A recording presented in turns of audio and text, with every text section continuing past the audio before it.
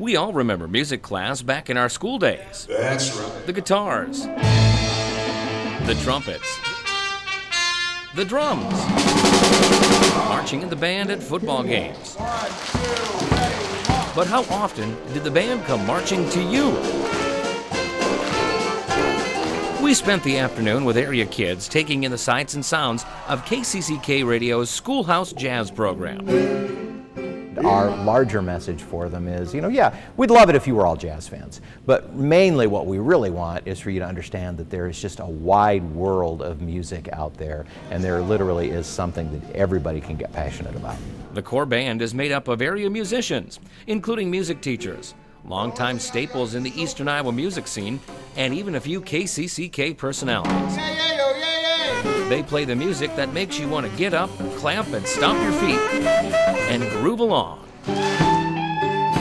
Oh, it's a joy. They're not quite so sure what to expect, and then the next thing you know, they're clapping along and singing with us.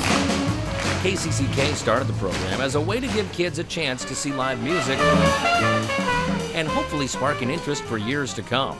The only music that they hear is recorded music or, what they see on YouTube or whatever. They don't actually get to see musicians play actual instruments. Most corridor area kids will start thinking about band in the next couple of years, and the hope of these musicians is that this might turn them on to something new. When did you get involved in, I want to pick up the trumpet, I want to learn how to play that kind of music?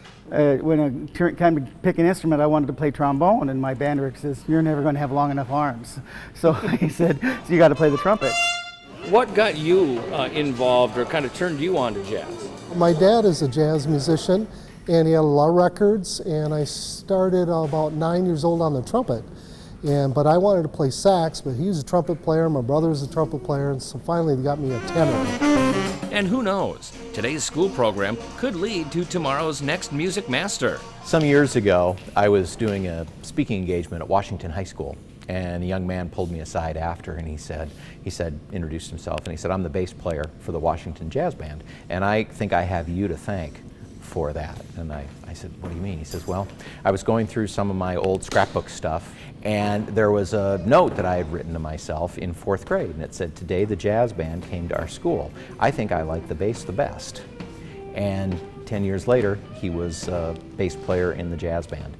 That's really why we do this. 1 hour of school is all it takes to hopefully break an old stereotype and inspire lifelong learning.